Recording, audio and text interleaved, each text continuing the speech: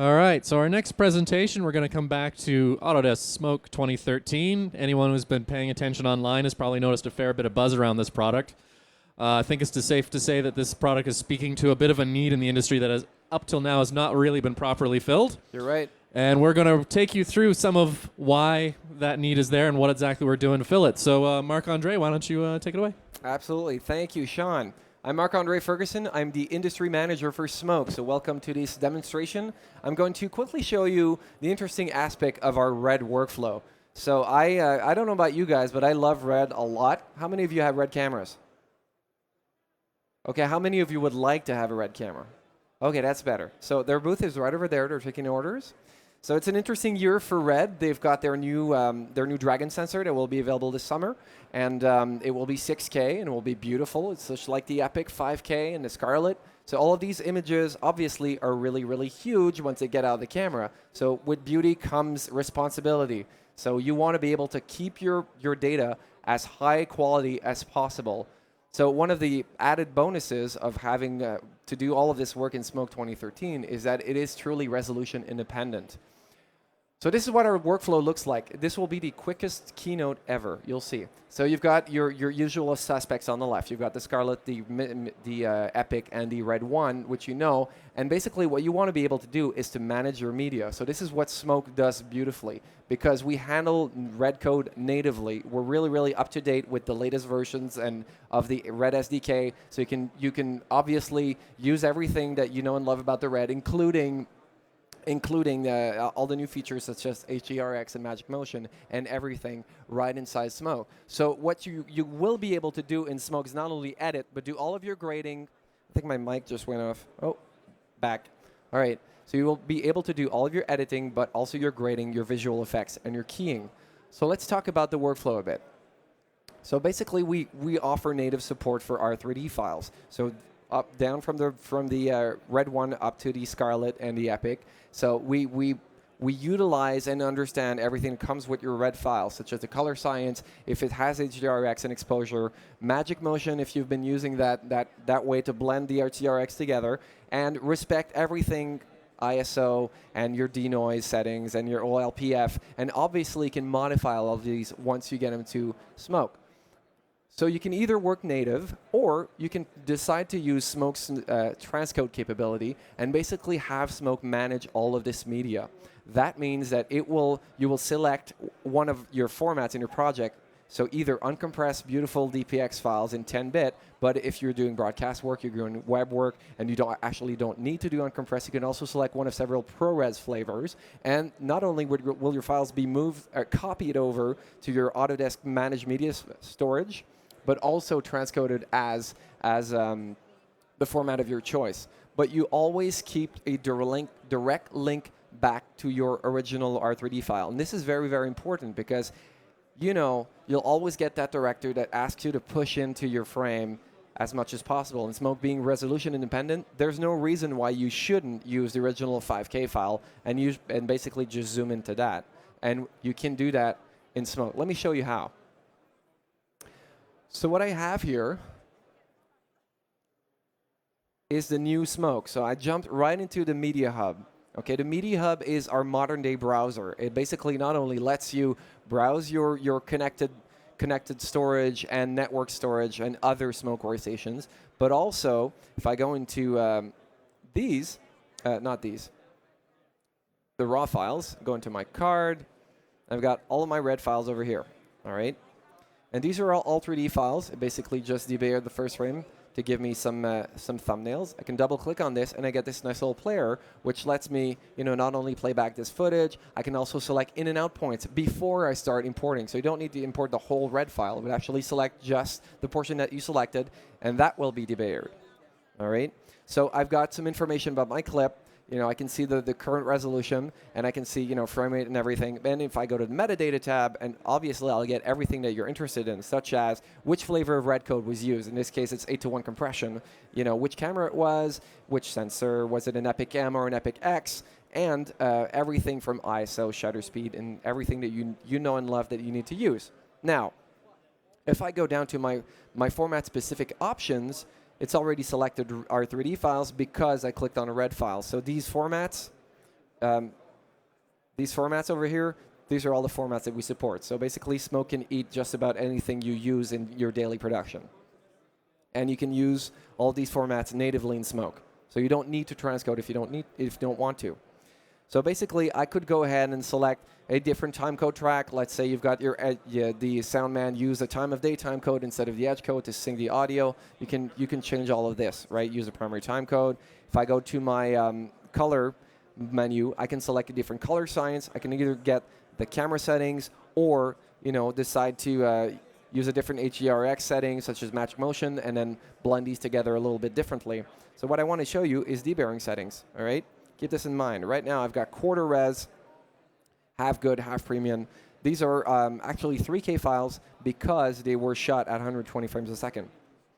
So half premium, this gets updated. I could select anything I want. And then, when I've done my selections, it says easy as just bringing all of this in, and you can drag and drop. So I can drag and drop single shots, all of these shots, and basically start working. You can drag and drop the whole folder if you want and start working. So right now, what it's doing is basically churning out some DPX files because that's the format that I selected because I want to work in high res. So I switch over to my timeline. So this is a brand new UI for Smoke 2013. So if you think it looks a little bit like your favorite nonlinear editor, that's because we wanted to make it as simple as possible for you guys to jump into our visual effects capabilities. So the new Smoke 2013 UI has a track-based timeline that works just as you expected. I'm actually using the Final Cut Pro hotkeys preset that comes with Smoke 2013. So if I want to move from clip to clip, I'm just using the up and down arrows, just like I do in Final Cut. If I zoom in, I just press Shift-Z to fit my timeline into my window. So if you know Final Cut, or you know Avid, or you know Premiere, you know Smoke. It's that simple. So basically, you've got your source view up here and your record monitor over here, and it works just like you'd expect it to. This was our goal. When we're redesigning Smoke 2013, we wanted to make it as familiar as possible and as easy to access as possible. So this is where the similarities end. I want to do something very elaborate with these shots. I've got this little timeline that was cut together and cut to the music, and obviously it's got these shots, right? I've got the parts of the set on the left and the right side. I don't really want to do that. I could zoom in into my image, but I know at one point I'll just hit the limit of the resolution, and I want to keep this whole thing really, really beautiful. So I could do a bit of color correction. I'm going to go into the color correction tool here. Basically, you can press the effects key, and you get your nice little effects bar. I love to call it the mini bar because it's your bare necessities, what you need to get to a certain level. So I have my time warp effects in here. I can have my text effects in here. My color corrector lives in this little menu. And the Axis, which is our super powerful tool, which does positioning and rotation and Z-depth if you want. It's got the keyer, the trackers, garbage masking. They all live in this super tool called Axis. And that's just in the timeline tools. There are several layers of tools in Smoke, as I'll show you.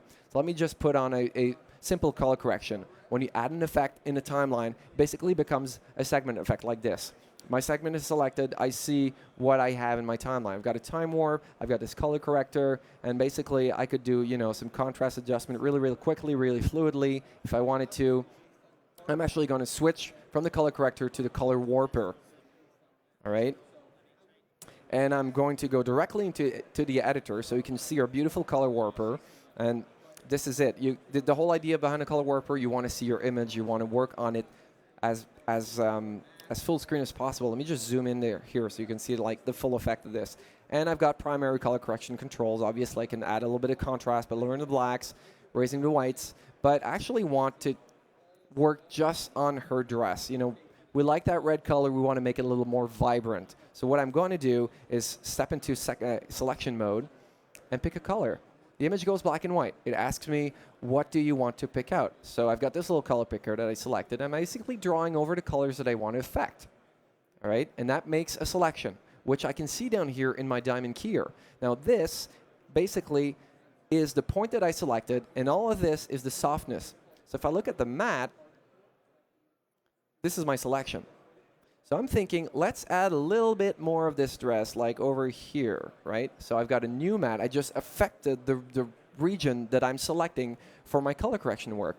All right? So you see I've got a lot more of the red. So let's go to Resolve View, and basically I'm going to add some saturation. Let's go overboard. All right, let's make it really, really hot. What is this, hot pink, hot fuchsia? All right, so, let's add a little more red in here in the midtone. So I've got this, all right?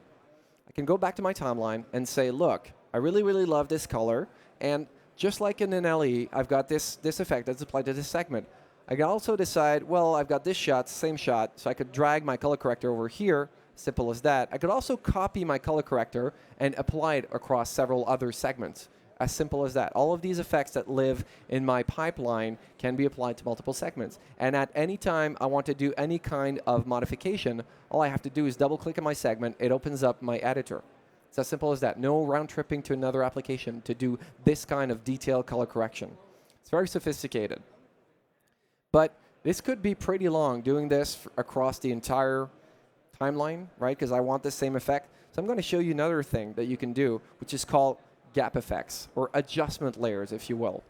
I'll go ahead and add an axis to an empty space, all right? Because I want to affect everything that's below it. So I'm going to go into my editor and say, and do I have preview on? Where is it? Yes. There you go. Turn on preview. That helps. All right, so I'm basically seeing all of my shots below, and I'm going to say, well, I'd love to zoom in, but I don't want to lose my framing. And we keep saying that Smoke 2013 is a true 3D compositor. You might say to yourself, well, I'm not a 3D artist. I don't really do 3D. But one of the benefits of being in 3D is that we actually can take flat surfaces and bend and warp them. So I'm going to turn this surface into what we call an external bicubic. And I can take this corner over here and move it around.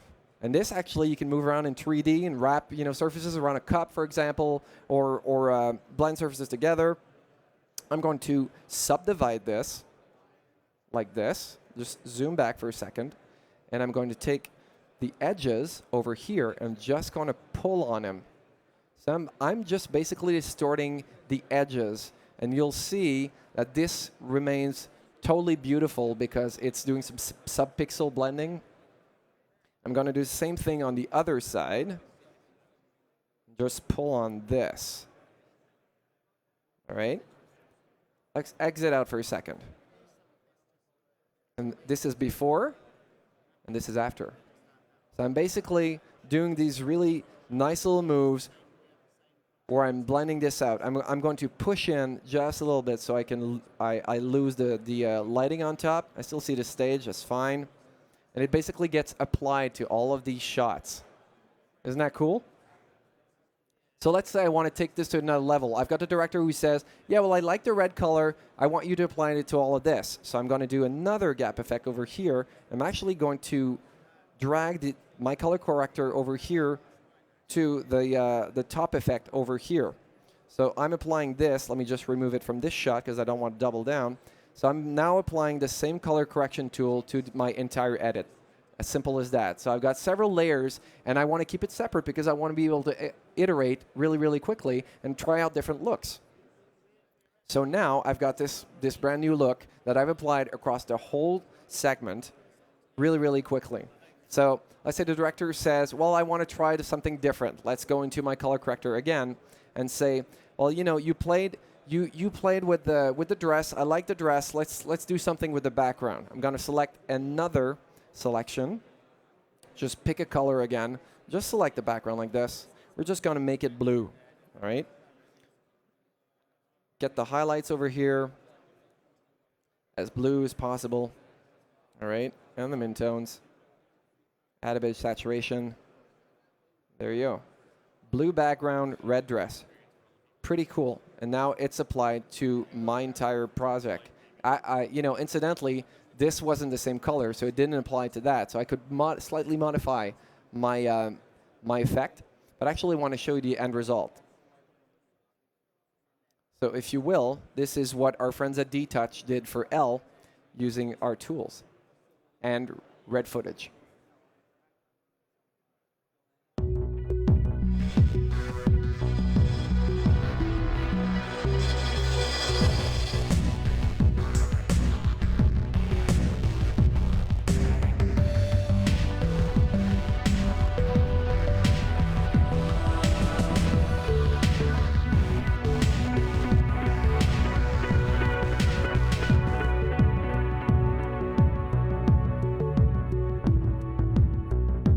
very, very simple look definement where all of this is extremely high resolution because we are using the red files in their highest resolution possible. So it's as simple as that. You bring your red files in and you can start doing these crazy looking effects, always in very high resolution. That's the power of Smoke. So Smoke 2013, brand new interface, very, very easy to use now. You can check more about Smoke at one of these pods. All of us with blue shirts are doing Smoke demos all day, so you can go to the pods, or you can come and see Ken LaRue doing full 1 hour demos in this theater. So we are still working on this nice piece of software. I hope you like it. We want your comments. We want your feedback. We will have a pre-trial release in June, so all of you will be able to, come June, you'll be able to download this and try it out. We are expected to ship in the fall, September, and you can pick up a card at the info desk over there where you get a URL where you can pre-register to get the pre-release trial. So obviously, we'll have a community of people starting to use this tool all over again or brand new during the summer. We want to have all your feedback. Thank you very much. If you have any questions, you can come and see me at that pod over there. I will also be in the Red booth at 2 o'clock. So if you got more questions about Red integration and all, come and see me. Thank you very much. Sean? Thanks a lot, Marc-Andre. So again, quick look at Smoke 2013. Absolutely fantastic feature set. And really, you just saw such a small cross-section of kind of what it's doing even in there.